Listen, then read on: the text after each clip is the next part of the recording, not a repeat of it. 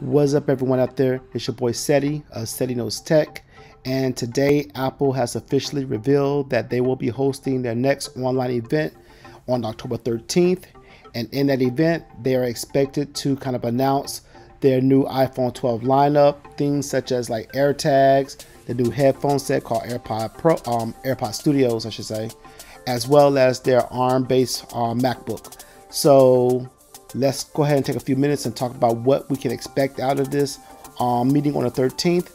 But first, you know what time it is. Cue my intro.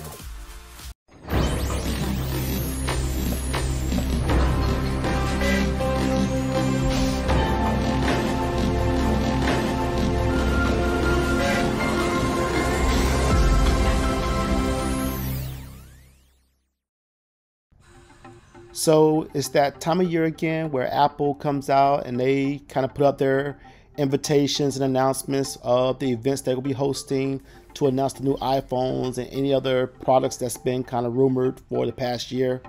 And today Apple did that on October 13th at 10 o'clock Pacific time. That'd be 1 o'clock Eastern Standard Time.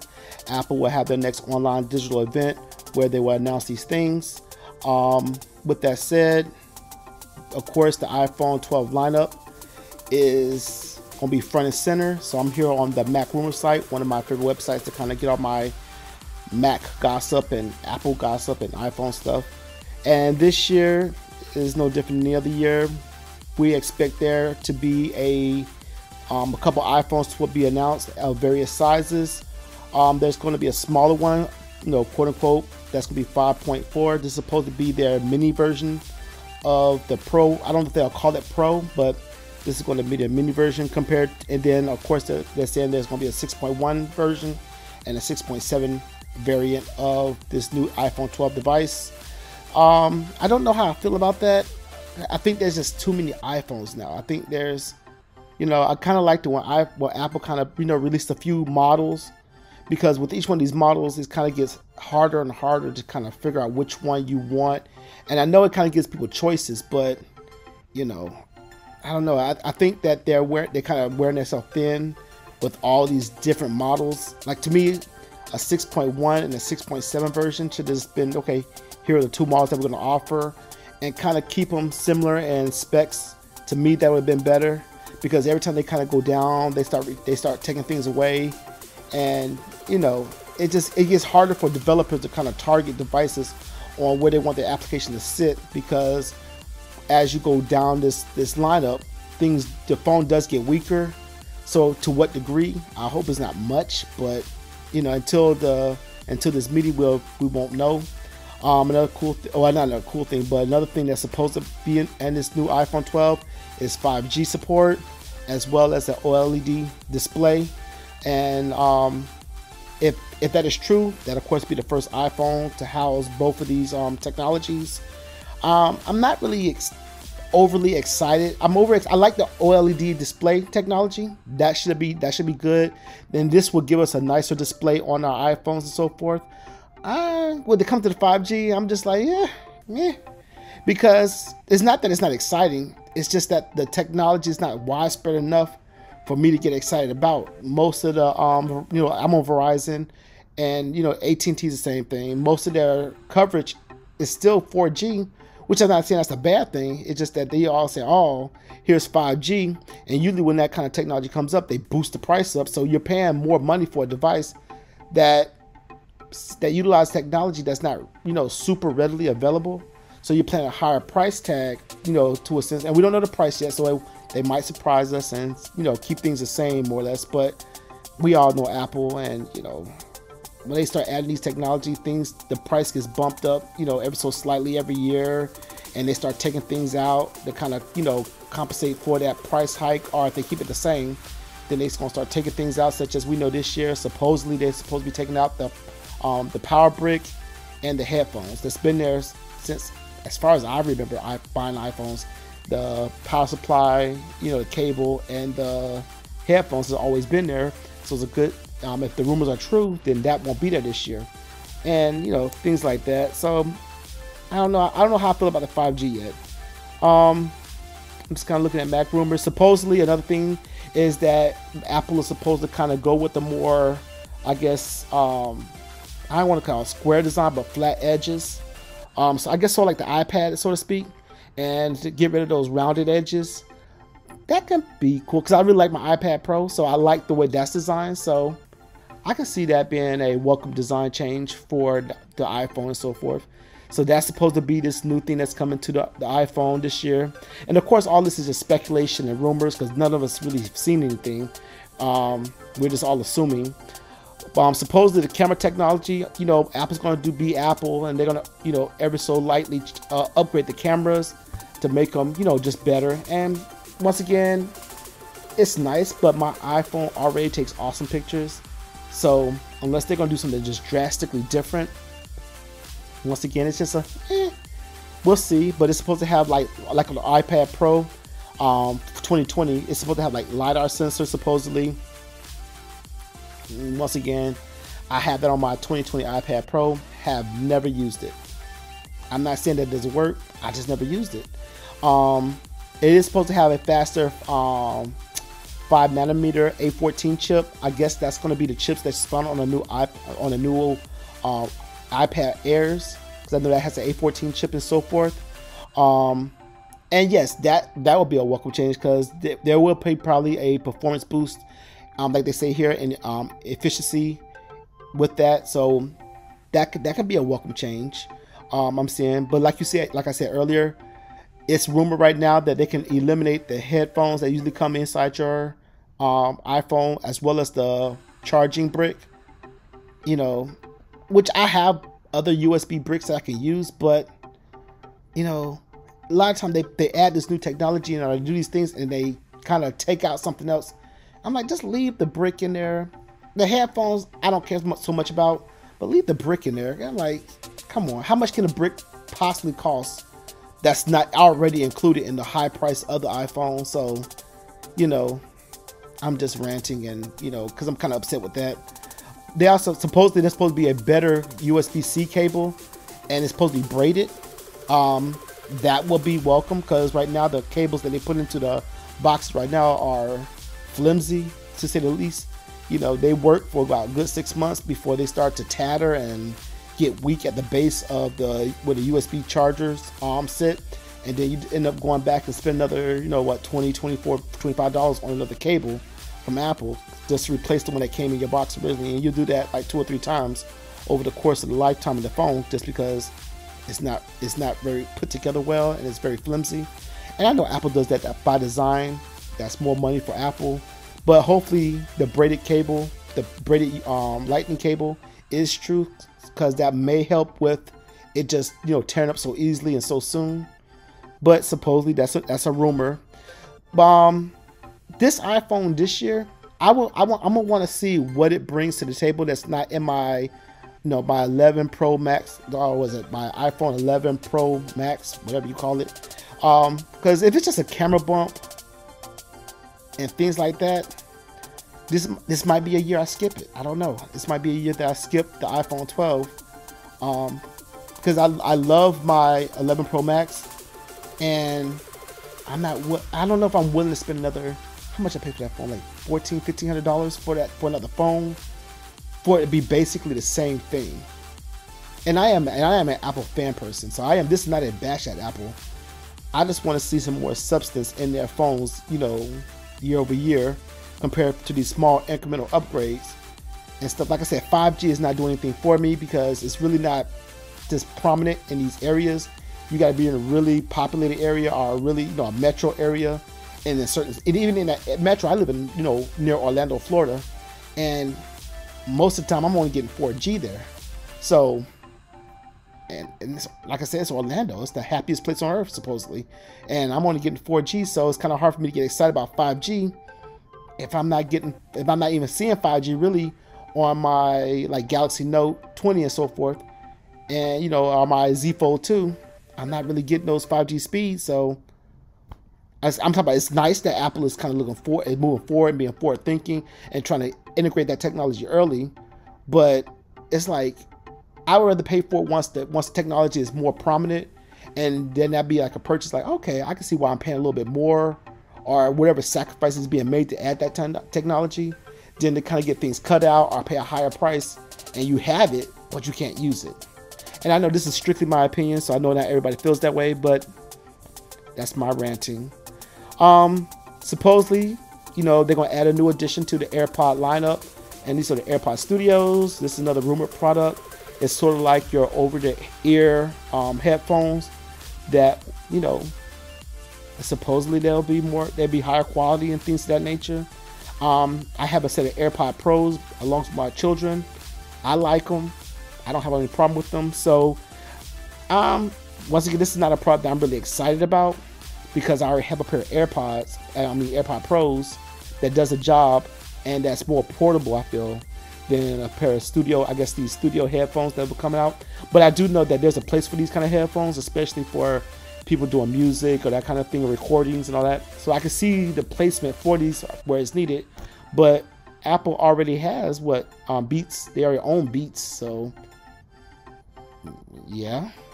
I'm talking about, that's why I'm not excited about it, because I got a set of Beats, the over-the-ear Beats. They work great. I got a pair of AirPod Pros. They work great. I just don't see myself buying this pair of headsets, because I already have some with that Beats, because, you know, Apple has Beats, and I already have some AirPod Pros. So, but I'm sure there's a lot of people that will buy this and snatch them up, and, you know, good for you all. I'm sure you all have use cases that you can use them. I just don't. So I can admit that, you know, me personally, I don't have a use case for them, but supposedly they are a item that might be kind of revealed during this event next week. Also AirTags, they're supposed to be like these tracking kind of pills, so to speak. I'd like to see what Apple does with this. I can't say I'm not excited for it, but at the same time, I've got to see what technology is kind of built into it and how well they work and things of that nature. They kind of come up with new innovative ideas how to use them. Because there's other products on the market that does this. This is just Apple's take on it, of course. But I'm going to reserve my kind of opinions on, first of all of this, but in particular, I'm going to reserve my opinions about the AirTags, because I don't know if I'm excited for it yet, because I want to see what Apple has in store for it and how they all integrate into the Apple services and things like that before I really start talking about them. So, this is something I'm actually interested in, the smaller HomePod. We are at Apple House here, and we have a HomePod, and we absolutely love it. So to get a smaller one, that'd be kind of cool, because I know my children, for instance, they want one in their room, and I was just going to get them a HomePod. But if there's a smaller one that's cheaper, that'd be something that's welcome for me, because, you know, I get them a HomePod, put it in their room so they can play their music and all that kind of cool stuff. Okay, we have the family account for Apple Music, so everybody can kind of, you know, do their own thing, and it won't cost me as much to get that into their bedroom. So I'm looking forward to that. If that's true that this will be revealed next week, that might be on my shopping list on the day that it goes on pre-order. So we'll see. This is what I'm really looking forward to, this ARM-based Mac. So the story is for the last, maybe 10 years, maybe something like that. Apple has kind of migrated away, or kind of not migrated away, but kind of integrated fully the Intel chipset into their computers. So they've run the same kind of processors that we run on our Windows machines, and that's been a good thing, especially for me as someone who develops software for a living, because I can have one machine where I can design Apple software as well as Windows software, because I can actually run Windows on the since it's an Intel machine, I can run Windows as well as Mac. The downside of that is that, of course, there's been thermal throttling issues and things like that that's been plaguing us for years. And so I guess Apple just had enough of it, and there's probably more reasons to that because what they did. But Apple's basically saying, you know what, Intel, we're done with you all. We're going to build our own chipset, and it's going to be ARM based. So that's actually exciting, because if the MacBook and in particular MacBooks, if they kind of take on the characteristics and benefits of the ARM chipset, we should see things such as longer battery life, some pretty cool graphics and things like that. Just a more efficient system. I feel we should see a more efficient system. So I'm really excited for this ARM-based Mac. And supposedly they kind of announced it last year actually, and then they kind of re-talked about it shortly at WWDC this year, which is the Worldwide Developer Conference for Apple. And now supposedly it's going to have the first version of this computer out this year. So we all thinking that this is where they're going to announce it and at least allow people to pre-order and purchase it. And if the rumors are true, the first ARM MacBook should be either a reintroduction of the 12-inch MacBook, which makes sense to me. Kind of start small, kind of see, put it out there, see how well it fares, make adjustments, and then put them into your more pro line computers, or the 13-inch MacBook Pro, or at least MacBook Air, I should say. I don't see them doing the MacBook Air because I don't know. I just don't see. I see them doing it in the 12-inch MacBook, and that just makes sense to me for a starting spot to kind of put all this information out there and to kind of test the market in the water with their new ARM-based Macs. But supposedly this is they're supposed to transition completely over all their lineups for Mac in the next 2 years or 3 years. So that is exciting. That is kind of exciting to see Apple do this. I'm looking forward to this because I'm hoping that they actually take on some of the things that like the ARM processors can bring to the table. Microsoft started down this line also last year with their Surface line. So last year, Microsoft introduced what is called the Surface Pro X, which is instead of the Intel chip running the computer, they put an ARM processor in there called the SQ1, which is an ARM processor, and I have one and it works decent. It works decent. I never had a problem with the power in it. I'm talking about all computers do weird things here and there, especially on Windows, but I never had a problem with the computer. The problem with the Surface Pro X, which is the ARM processor for the Surface line, was an app compatibility issue. Because most apps today are written, when you talk about the Windows lineup and stuff, they are written for the Intel, chipset basically. And switching over to ARM is basically another chipset. So code has to be recompiled and kind of built for that ARM64 architecture. And Windows have not had the love from developers with converting their apps over to ARM64 so they can run in ARM. So what they kind of did was they built an emulator that runs 32-bit apps so they can run on the Surface Pro X, but then that comes at a performance hit. So ARMs don't run as efficient and battery life suffers because of it. It wasn't as bad as some people try to make it out to be, but some things you just couldn't run because some apps aren't even compiled for 32-bit. They're compiled strictly for 64-bit, so you can't even run those on the current ARM on the ARM processors that was in the Surface Pro X. That's the only thing that worries me about this ARM-based Mac, is that a lot of code right now is kind of written in the code base and for the Intel chipset, and Apple can suffer the same type of issues that Microsoft is facing right now, where developers might not jump on board right away and start converting applications over so they can run on the ARM-based Mac. Supposedly, and Apple did a demo of this at WWDC, they have this thing called Rosetta, which is like this emulation layer where it kind of, translate the current software so that it can run and be compatible with this new ARM-based system. I don't care how much Apple try to market it and say, oh, you're going to love it, it's going to be just as fast. No, it won't be. Anytime that you start introducing translation layers and emulation layers, there's performance hits. That's just the way it is. Something has to be translated from one set of instructions or language to another. That takes time, in computational cycles to kind of get that to work. So you can't tell me it's going to work like it was just on the bare metal of the computer, because it's got to go through Rosetta to kind of go back and forth to kind of make to communicate. So what does that performance hit look like? None of us really know right now until we get it in our hands. But I do know that's going to be a performance hit. Another issue that bothers me, or not necessarily bothers me, but I worry about, is that I will lose the ability to run Windows on my MacBook now. what does that look like in the end? You know, is companies like Parallels and VMware, are they going to do something special with their virtualization software to kind of allow me to do that so I can still stand up VMs on my Mac computer for my Windows systems and stuff like that? I don't know, because yeah, remember we're moving away from Intel with Apple to their own custom chips. So those are things that's the cons about the potential of this ARM-based move. But the benefits are that we can see, you know, better performance, and especially in the areas of you know, thermal throttling and just efficiency in the processor themselves.